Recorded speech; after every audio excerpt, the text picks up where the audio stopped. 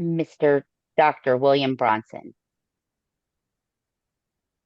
the man, the myth, the legend. Yeah, the victim.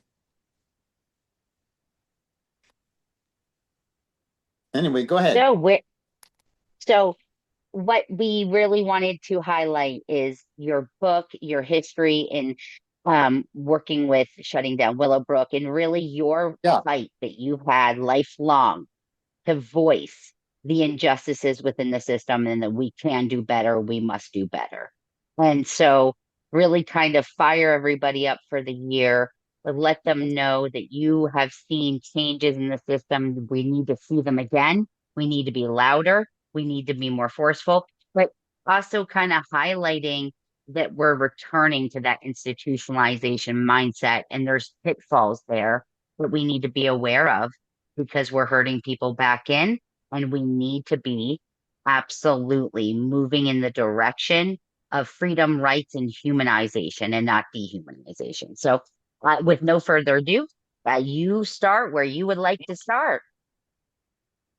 Well, first of all, I'm going to take some very unpopular positions that I believe firmly are really at the root of what the problem is. So, first of all, we live in a society that trades on money. Money is more important than people. Property is more important than people. And the way in which the federal government has decided at a policy level to fund services to people who are dependent, who need help in society, is primarily through Medicaid. Medicaid is a 50-50 program, 50% federal that comes to the state puts up 50%. So when the state doesn't want to do Medicaid, that's because they don't want to put up their 50%. But the interesting fact about Medicaid is that when it was created back at its origin, it was made not to fund people, but explicitly to fund facilities.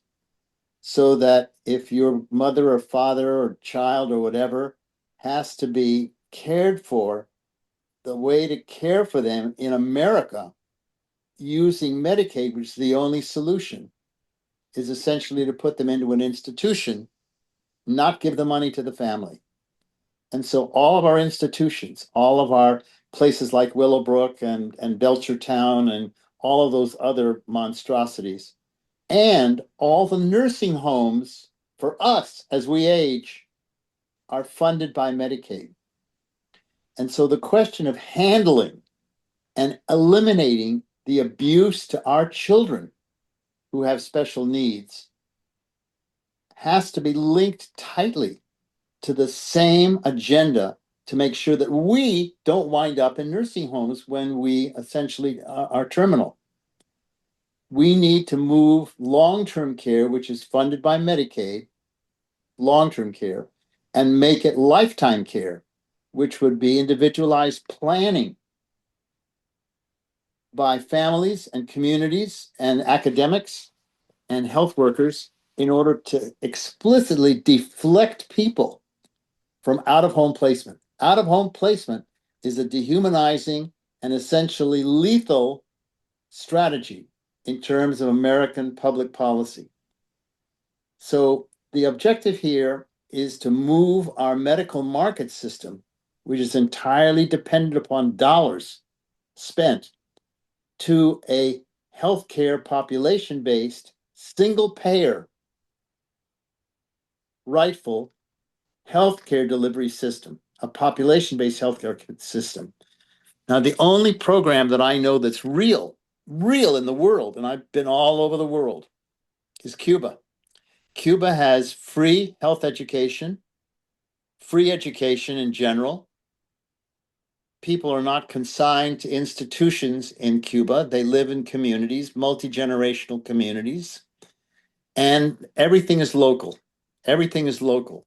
That is, they don't have to go to these gigantic medical centers like here in Sacramento, for example. We have Mercy, Dignity, we have Sutter, we have University of California, Davis, we have Kaiser, these gigantic centers that are away from the population that people have to go to take off work, travel, whatever, in order to get services.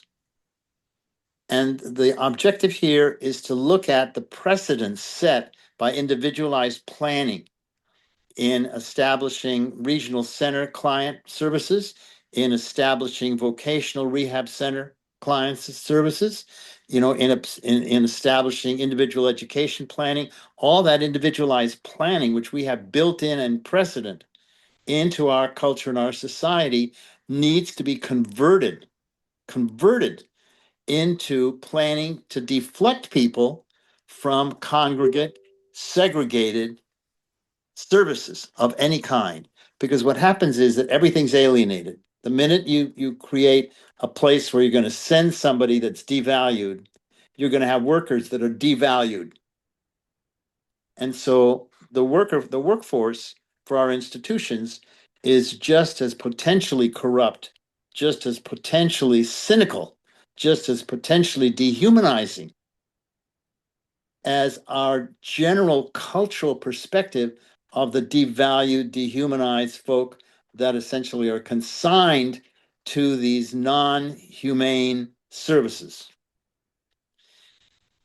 So my book is titled Public Hostage, Public Ransom. If you've heard this before, I'm not sure what to tell you, but the book is called Public Hostage, Public Ransom, and the subtitle is Ending Institutional America. The book has two parts.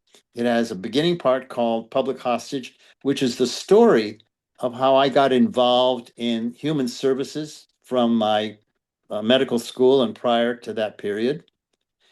And what happened when I wound up, long story, very short, in Staten Island, essentially seeking a job because I couldn't get a job anywhere that they would check my credentials or my background because I was a very ferocious organizer everywhere I was. And so the objective here was for me to find a place that would hire me because I was this upstanding American, young, highly trained medical doctor in human services in child development. And so I went to Willowbrook, which is in Staten Island, and the director hired me immediately. And he assigned me to a building, one of five buildings in a complex called the Children's Complex, which had 200 broken children in wards of 50 each in this building. And I was the only doctor, and there was one or two nurses, and there was one or two ward workers on each of the four wards. And I was thunderstruck. I was thunderstruck because I was trained and acculturated at Children's Hospital of Los Angeles, which is one of the most sophisticated and extraordinary, facilities with 80 to 200 specialist doctors at Children's, taking care of the most involved and the most dependent, the most problem presenting little ones in our culture, in our America. So going back to the book, I essentially created this autobiographical, highly illustrated story of how I began to change my understanding, my benign understanding of what Willowbrook was all about, because I walked in cold, to see that it was one of the most murderous crimes against humanity entity run by a murderous crimes against humanity executive, the governor of New York, Rockefeller. And then, of course, if the top guy is a bad guy, then everybody below him, down to a certain point, is also going to be a bad guy or a bad woman. And the story essentially sketches my transformation through the building of a relationship with all the parents in Willowbrook in order to go against the administration for their crimes against humanity, the way in which they were essentially servicing, institutionalizing, dehumanizing, violating, infecting all the people in the institution. Willowbrook was this pastoral, incredibly gorgeous, grassy, multi-acre, 60-acre plus facility. Gorgeous, gorgeous, gorgeous, with these beautiful brick buildings. but you never walked in the door. And when you walked in the door, the sound, the shrieking, the the filth, the lack of any kind of clothing, dressing, adequate, proper food, anything you talk about, completely not there, not there. And so this gorgeous facility, was really a concentration camp, an American concentration camp that essentially was multiplied 60 or 70 or 80 times in the United States during that period, essentially incarcerating not only the people who were consigned there, but the workers were also incarcerated because many of those workers had to travel 2+ hours from wherever the hell they lived in New York to get to this remote facility out in the hinterlands of Staten Island.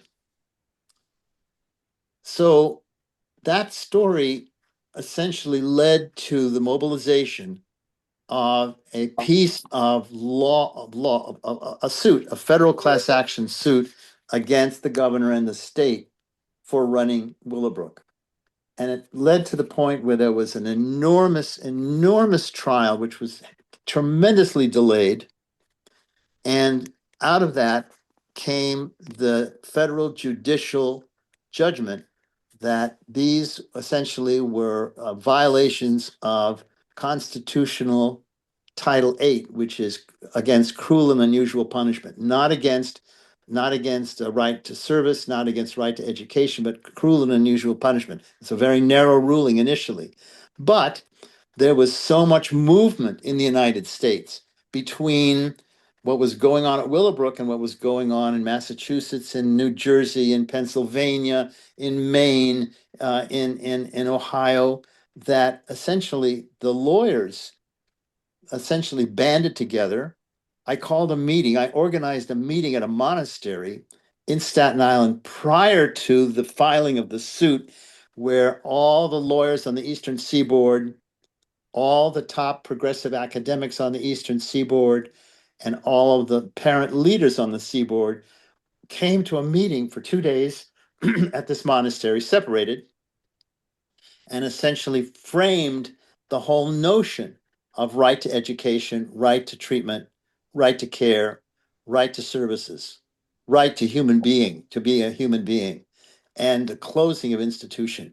We did not want to fix the bloody place. We wanted to shut the monstrosity down and hold the people that essentially administered it accountable, legally accountable.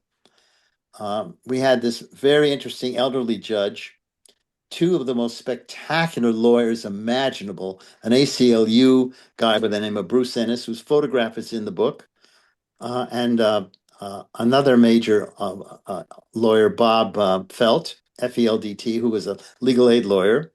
And they had younger lawyers working with them. And little by little, the parents mobilized throughout the institution. You can imagine there was 6,000 people essentially assigned to Willowbrook when it was essentially designed for 2,000, 6,000 people, and such a minimum number of workers as to be just flagrantly irresponsible and violent. And the workers were as abused as the residents. It was really incredible. It was not a school. It was not a hospital. It was not a training program of any kind.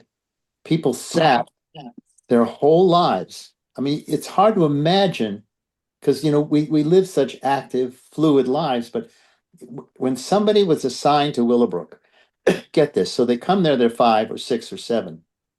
They're put onto a ward.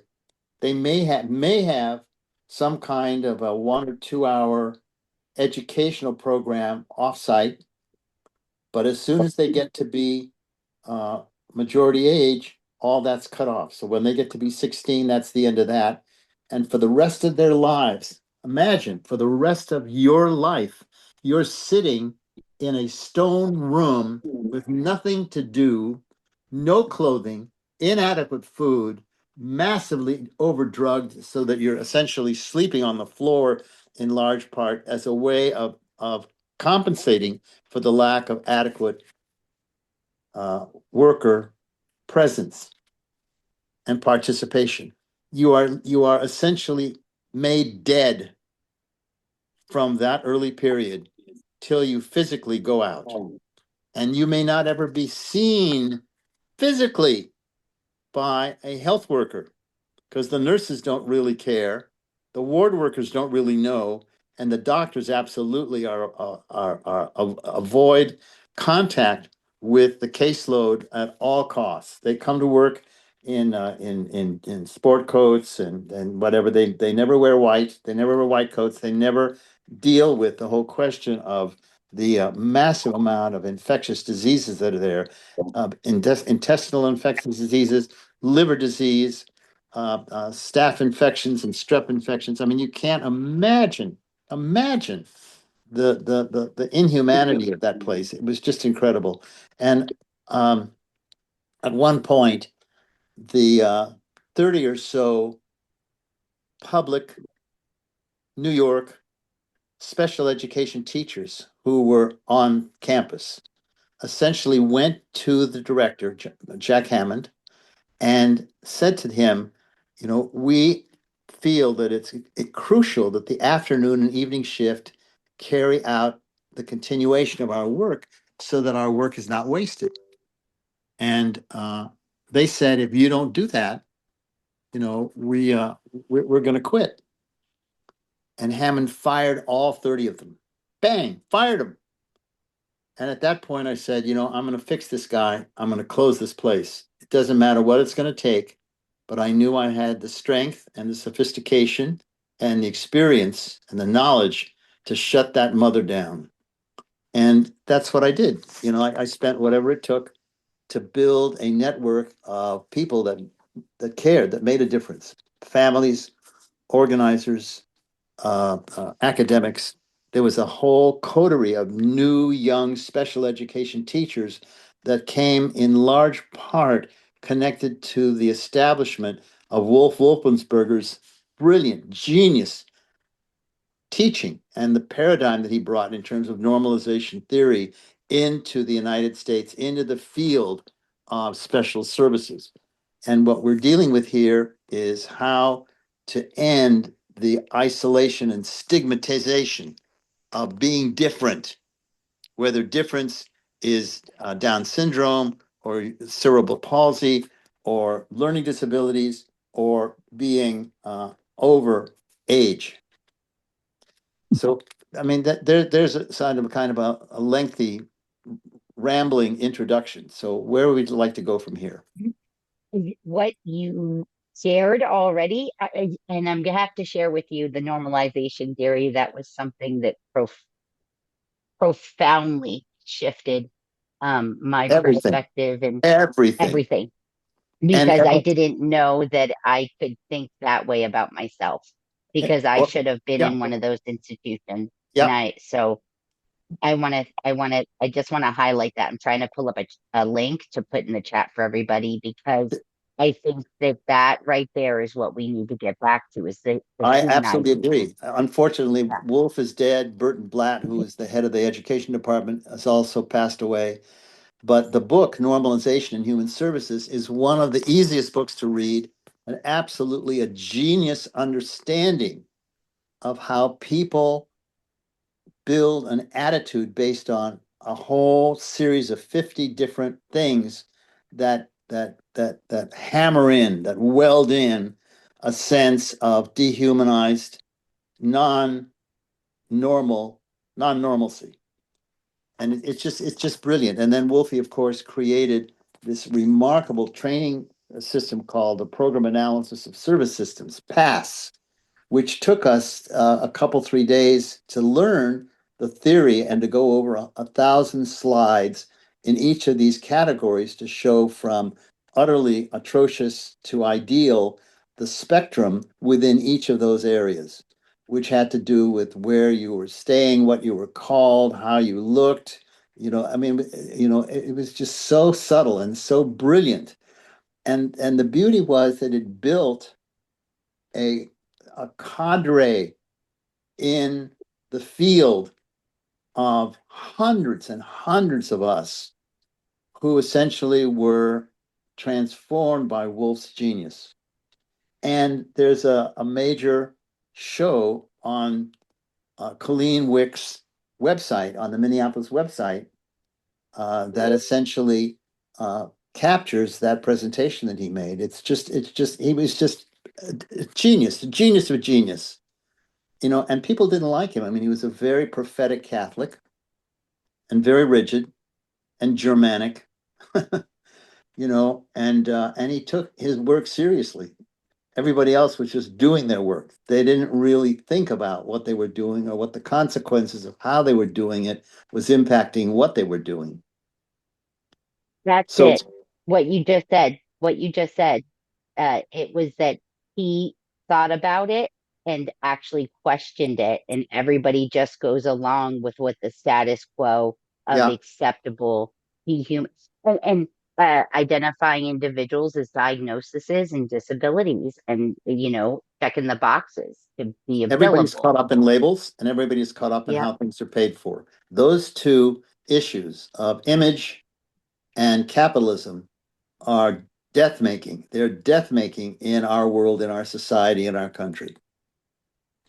I would like to ask because the way you were able to pull people together at that time, okay, at the monastery, how do you think that we could actually do the same form of organizing now? Because we are looking down the pike at these camps that they're building out in Utah. I mean, we are really at a crucial time of individuals' rights under fire. And so, forced treatment is sweeping across the country, and the very same, dehumanizing concepts. And so, in treatment. So, how do you think that we could organize and shut that mother down, as you said, across the country? Yeah.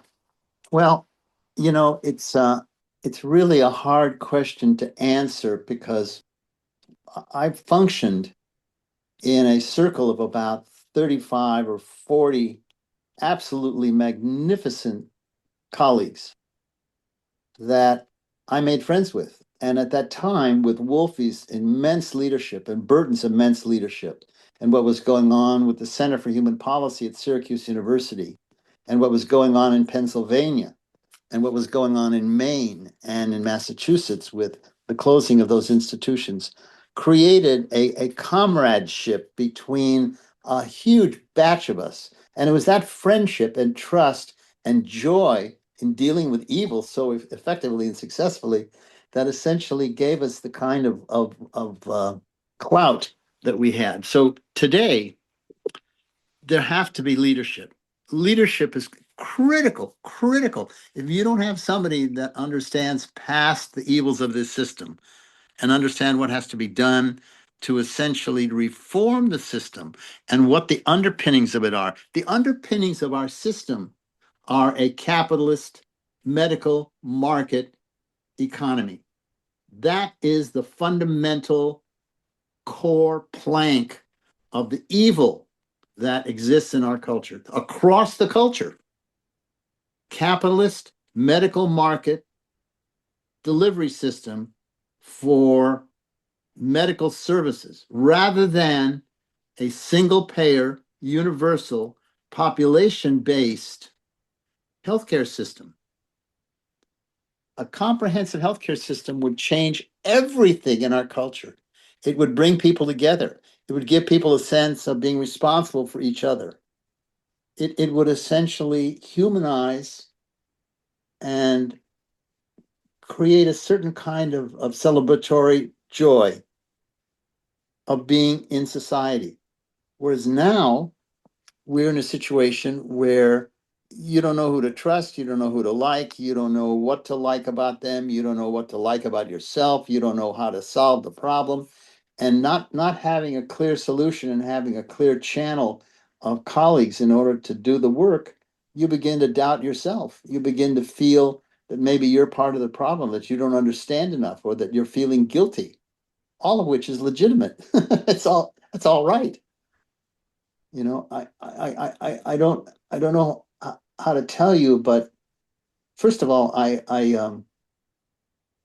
loved the people I was working with. I just loved them. I would come to work, and even if they were just laying on the floor completely, in an awful state, I would touch every single buddy that I saw every day, make sure they were alive, and I would absolutely rejoice in the fact that they're cooking along, and I would make sure that they were not sick.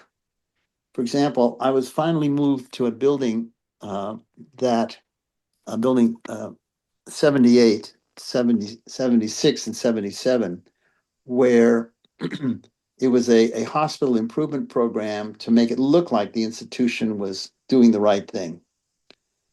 And I would go to work. I can't begin to tell you how delicious those kids were. I mean, they were just delicious. And here I was, the only real grown up that gave a shit about them, essentially being able to spend time with them and to make sure that they didn't have infections and they didn't have, gut infestations and parasites, to make them well. And within a year, keeping duplicate records, I was able to essentially eliminate every single disease in every child in my building. Finished. And when I tried to then present to the administration the need to go beyond medical care and to begin to build a developmental program grouping the children in a way to maximize their interaction, their acculturation.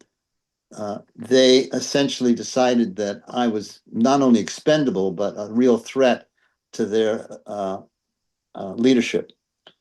Uh, I submitted a paper that I wrote. I spent a lot of time writing, worked with my workers, and the nurse on my ward was so threatened that a doctor would essentially assume the role of leader of the program, which was specified in my job description, that she went to the administration, and then the repression began. The serious repression began. They couldn't fire me because I had the best lawyer in New York, a labor lawyer by the name of Gene Eisner, who essentially jacked Hammond up against the wall and ultimately crucified him and crucified the leadership of Willowbrook, and was one of the key actors in the monastery meeting that I organized.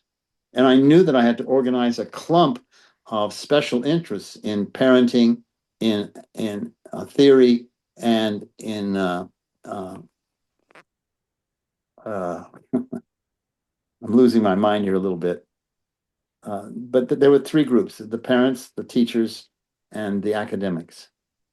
And it was just absolutely, it was just amazing. It was amazing. People rose up. They rose up, enraged, self-conscious, tearful, tearful. I would have parents that had never been in the building after years of having their kid turned into a meatball, and they would sit there and they would just sob and cry in my office, and cried with them. I mean, I just thought it was just absolutely cruel and inhumane in the extreme. And I just love coming to work to destroy that place. I really knew that I was going to finish it off, and it just took a year. Took a year. I kept prodigious records. I knew what I was doing. I was a good doctor. And better than yet, I was a good developmental specialist because I'd been trained by the best in the world. Gunnar Dibwad, Richard Koch in Los Angeles. Um, I mean, just the finest people, amazing, amazing people. And everybody played their part. I mean, these were really batters. I mean, these were batters. These lawyers were killers. They were killers, so sophisticated, and they just trashed these bureaucratic monsters, that they brought before them in the federal courtroom.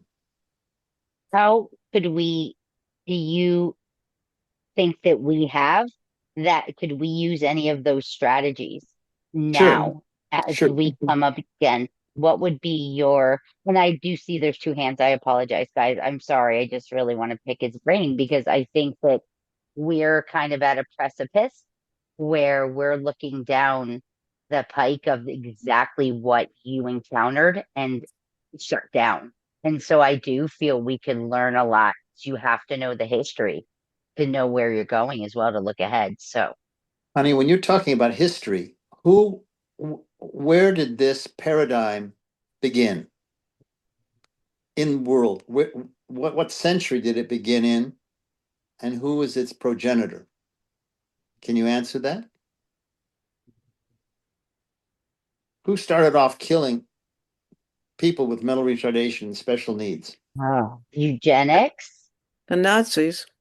the Nazis. Nazis. Yeah, I Exactly. was going to say Exactly. that. Yeah. They were totally animated by eugenics as well. Yep. Hitler decided that he was going to eliminate all of the drag on society and to make people seen as potentially the source of uh, uh, dehumanization in Germany. And so he literally brought these buses into all the institutions in Germany, moved everybody into these buses and took them out and gassed and killed them, and the gypsies and the Slavs.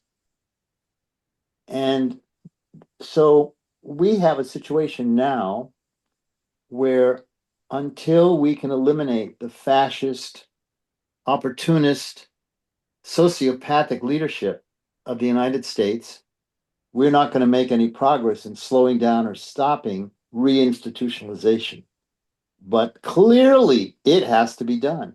And clearly, unless we have a major campaign coordinated across the entire United States to end the medical market system that we are suffering, we will not have the policy and programmatic and institutional foundation for loving, caring, enhancing, caressing, uh, expanding the humanity of 100% of the population. I can't emphasize that enough. And I talk about that. My book is everything I understand. My book is a autobiographical, highly illustrated, uh, very, very intimate story of how to go about bringing about the change. And once you decide what the target of that change has to be, and obviously it has to be the Trump administration, and then it has to be capitalism in that order. Those are big objectives. Those are very, very profoundly big targets. But you can't go around setting up a little island of a solution somewhere, or a little island of intervention when the whole system is totally, inhumanely, corruptly, criminally, kind of proceeding along its way. So the question is, who's going to make the change? So I think there's two major groups. Number one, the elder community, in partnership with the disability different community, has to be self-conscious and has to be able to teach the rest of the society what the problem is. You got to understand what the problem is first. The second group are our children. Our children are going to outlive us. They're going to grow into adults, and they're going to be responsible for administering society through their mature political development. And our children have to be sophisticated to become moral change agents and not grow up, stupid, computer, video game addicts. And so we need to have a major impact on the high schools. There have to be presentations made to all the high schools by knowledgeable, thoughtful, incisive grown-ups about the role that those kids have to play in transforming America. My film festival, which I ran for 20 years, we produced 1,400 original movies, all made by teenagers. Essentially was an opportunity to meet with close to 1,000 kids twice a year at one of the largest theaters in Sacramento, and to come on stage and to tell them, you are the solution. You are not the problem. And you have to understand that these movies that you're making are meant to transform America. And you have to accept the responsibility and the burden, the sadness and the joy of uh, of ending the inhumanity, of ending the mindlessness. The I mean, the people who are retarded are the grown-ups, not the kids. And you have to change your language. Language is everything. Language is everything. We should not be talking about retardation. We shouldn't be talking about special needs. We should be talking about differentness, because differentness applies to everybody. Everybody is different. And whether it's stigmatized difference or romanticized difference, celebrated difference, doesn't matter. Difference is difference. And it leads ultimately to premature death. We all have Thank unique gifts, you. right? Just This highlighting the Tony. uniqueness. Tony, go ahead. Thank you. Thank you, Dr. Will. As you were speaking and mentioning the atrocities which have happened before, let's just go back 10 years. That's just a decade ago, where infants, kids below the age of 5, were put into institutions without their parents. And now they are aging out. Some of them went into care systems where they were stigmatized. Like you said, we need to change our words around us. And now most of them are at the age of voting, but all that has been inputted into their knowledge, into their life, is hatred, hatred, hatred.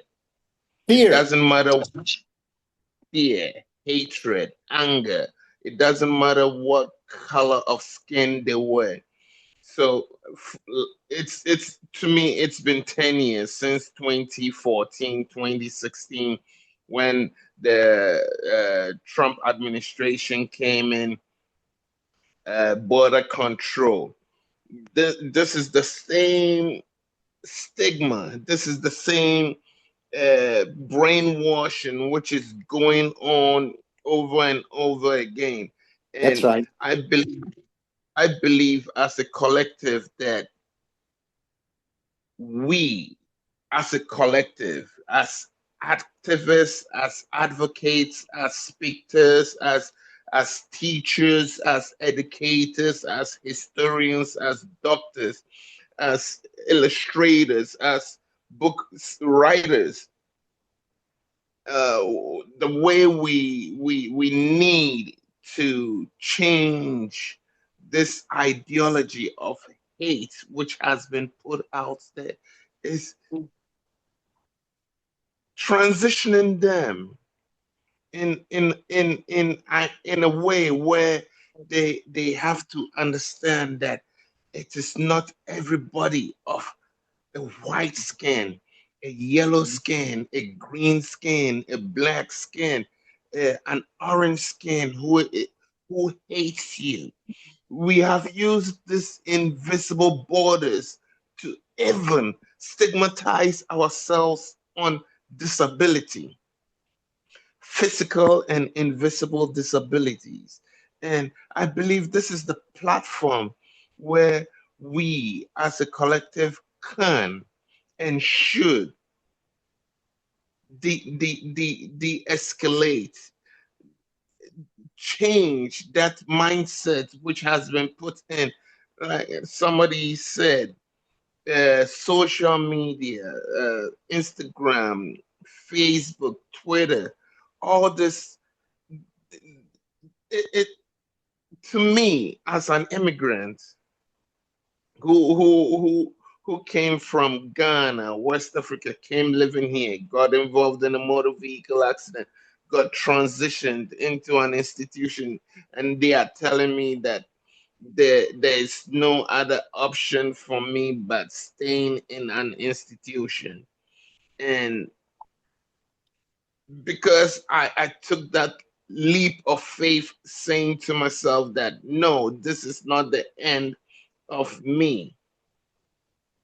What is your And name? Guy Anthony Brooks, but you can call me Tony. I'm from I live in West Philadelphia, but I was born and raised in Ghana. Anthony Uh, Brooks. yes, sir. All right. So, my brother, we're organizing a delegation, including the vice Yeah. president of Ghana, to go to Cuba with health science students and agricultural people and health people in order to explore the possibility of how the Cubans have strategies and solutions to end the incredible nationwide intoxication of all your water as a result of gold mining. Yes, And we I'm not have. sure exactly when that's going to happen, but there's a lawyer by the name of Jim Shorter and a theoretician in Mexico by the name of Tom Johnson, uh, and another guy by the name of JB, who's a Ghanaian citizen who's close to the vice president. And so that gathering is going to be put together sometime in the next maybe 3 months or so. And so I just want you to be aware of that and to stay in touch with me. And so you're aware that delegation is going to be going, and that has a very specific political objective. Yeah. This is where we as a collective too should eliminate not just the medical but political, Of but we should make course, it social. of course. When you got a Social. country, where you've got so much poisoning going on in the water. I mean, it's just astounding. All this sludge, all the water. The children of Ghana are suffering from chronic kidney failure as a result of the poisoning from their own water Well, nationwide. you know what? We have a very active affiliate, Mind Freedom Ghana, that we could get you in touch with. And you're just talking to one of our newest board members, Tony, just joined the Mind Freedom board. So I will make sure you guys get connected via Good, email and and stay in dialogue. please connect me, because Absolutely. this is one of the problems when you talk about organizing. You got to search around for who counts, and you got to put together a group that's a hammer. That's right. That's right. Myra, you had your hand. Thank you. Um, Dr. Bronston, I have absolutely no disagreement with anything that you've said. And thank you very much for joining us and showing us that things can be done. Um, a lot of us have been fighting for a very long time, and I think some of us are feeling a little bit burned out, Of and you were course. very inspiring. So thank you for that. Um, so I'm also on the board of Mind Freedom, a relatively new board member of Mind Freedom International, but I was involved with negotiations of the text at the United Nations of the Convention on the Rights of Persons with Disabilities. Just a little bit of background on me. So where my question is, um, the notion of essentially universal health care, it exists in other countries. I mean, in the US it doesn't, but it exists in Canada, it exists in the UK, it exists in a lot of Europe, and I'm not familiar enough with the rest of the world to know to say how they are providing health care. But the problems of psychiatric oppression are rampant in those countries as well. So I agree with you that we have to have universal health care. I have no question about that in my mind at all. But I don't think that that alone is going to solve the problem. And I kind of inferred from what you said in close to the beginning of your presentation that you thought that that was the focus that we should be That's what we should be focusing on. And I think that's part of it. I'm asking, what do you think when Yeah. you look at what's gone on in others in countries where there is socialized medicine and universal health care, and it's still terrible? Tell me how many people are on the call. I can only see myself. I can't see anybody else. There are 23 participants at the moment, Good. including you. All right. So I beg you, read my book. Read Public Hostage, Public Ransom. It's a very, very poignant kind of a read, and you'll learn a lot. Secondly, I want you to go to my website, which is called ourhealth.pub, ourhealth.pub. PUB stands for public, not com or org or whatever. Ourhealth.pub. And I want you to look at that carefully, as repeatedly as you possibly can, in order to absorb and understand what's in that document. We have created, I spent 1 year, one whole year, every single Saturday, 50 Saturdays, for 2 hours each Saturday for a year with 40 of my colleagues from around the country, imagining and creating the most ideal healthcare system in the world.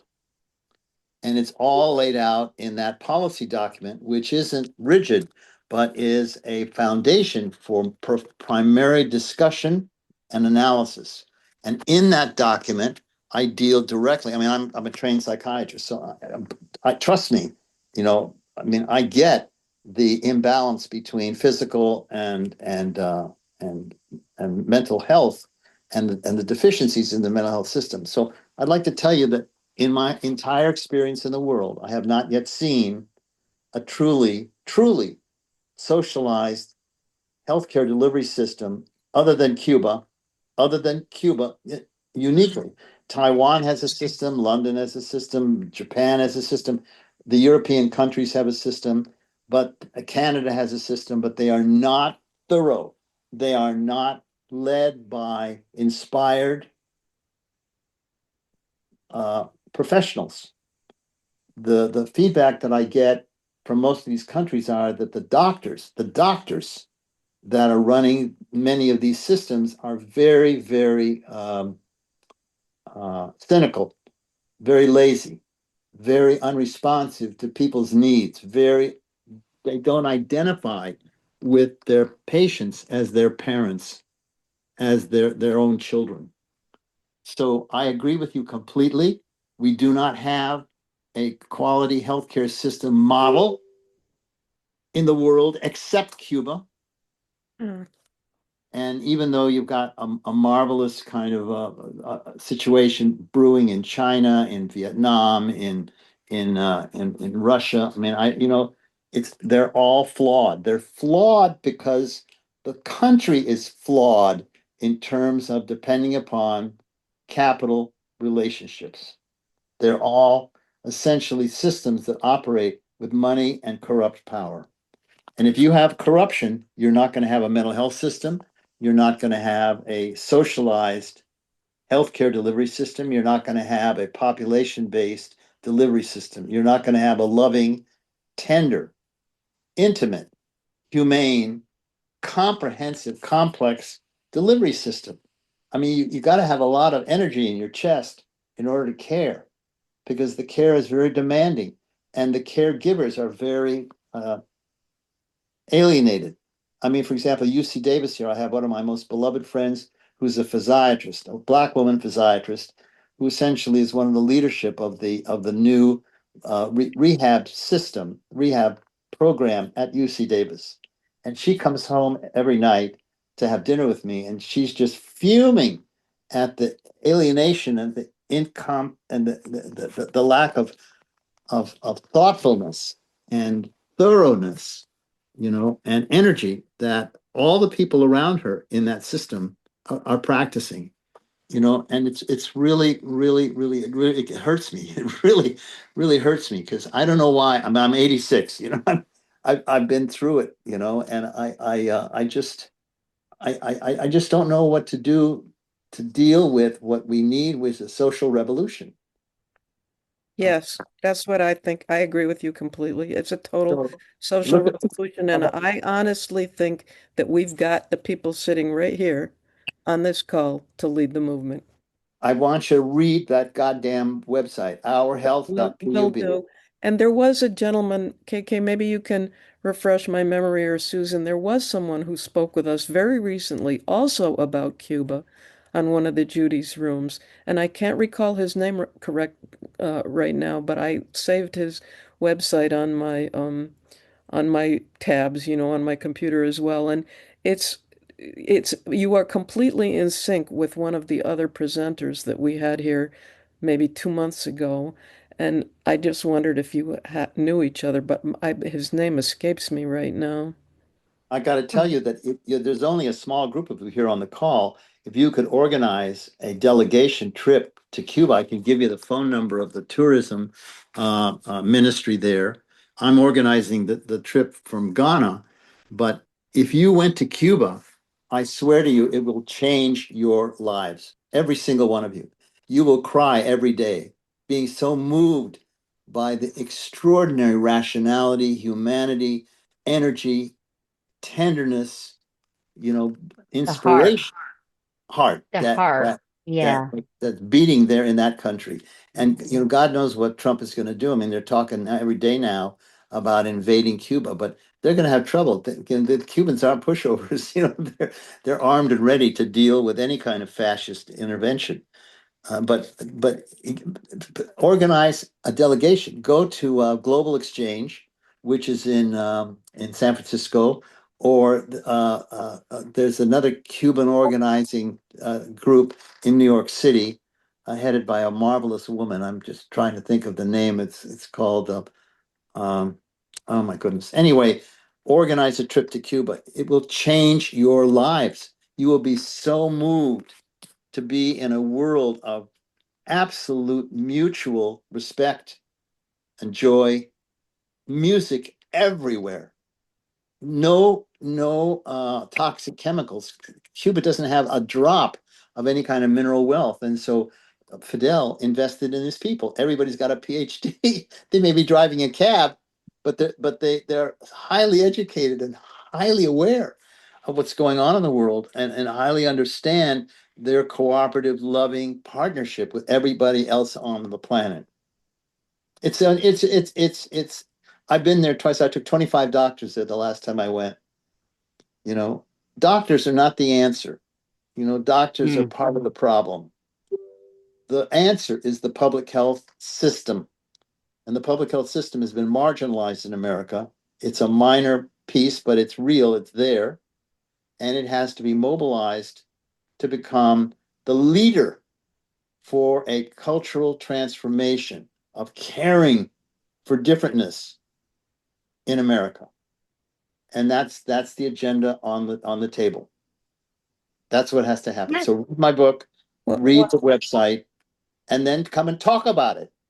You thank don't you. need me, Yeah. One more absorb it. quick question. Are you familiar with Ivan Illich's work, The Of Deschooling course. of America? Yeah, I figured. So for people who aren't, that's another book really worth reading, and it's available on the internet for free PDF.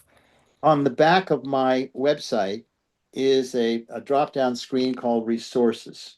On the back of ourhealth.pub, resources. Drop that screen down. There's three parts to it. One is publications, one is books, one is media. And there are about 20 books with little explanations of what each book is all about. Each one of them is a revolutionary document about healthcare transformation and the importance of that. And the authors of all of those books in that list can be your speakers for the next year. They're all absolutely transformational thinkers. Thank How you so many? much. Thanks, I'm Myra. I got finished. well, you brought up a thought. Um, how many individuals did you have when you called them together at the monastery? Because you said there was 40 colleagues that you put those documents in that website and that together. So how many were there to do to take shut the Willowbrook down to address that? because Well, that's a it- it- great number, yeah, 40. there was the 40 people I put together for the website. For the monastery, there was about 15 lawyers, there was about 30 parents, and there was about 25 academics. And it was a shotgun. I mean, there was a powerful, powerful 2 day meeting. I mean, it was one of the most satisfying and brilliant meetings I've ever attended. You know, and I set up who ran each meeting, and they took notes, and there were minutes, you know, and reports from that. I don't know. I've moved a couple, 3 times since then, you know, but the documents that came out of that period were absolutely incredible. Ronnie Cohen, who was essentially the federal agent, um, was involved in that meeting.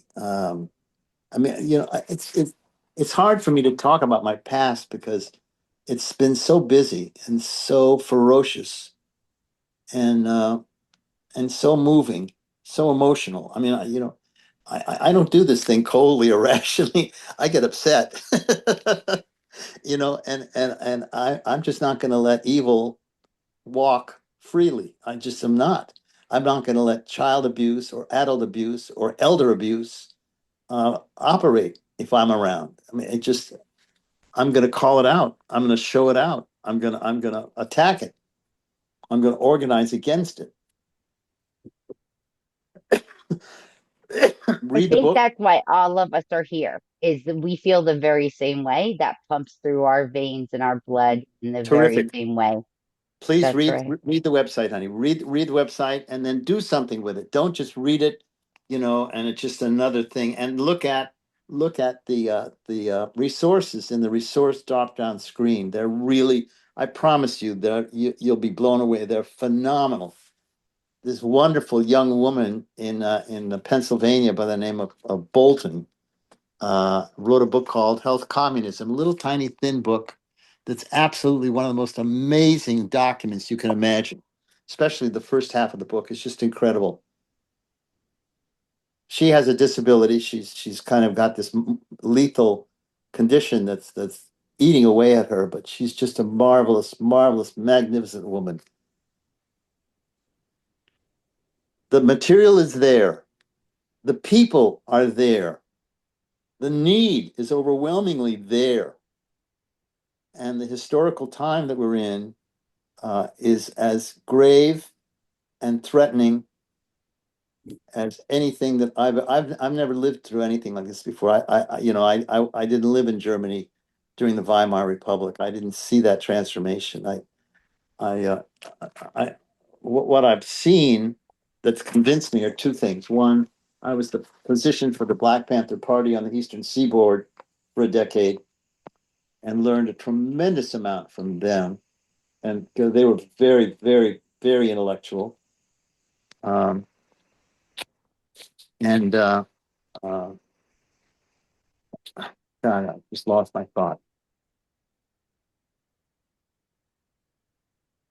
Oh well, anyway, it- it- you Things. you got to live through it. You just got to live through it and read the stuff and talk about the stuff.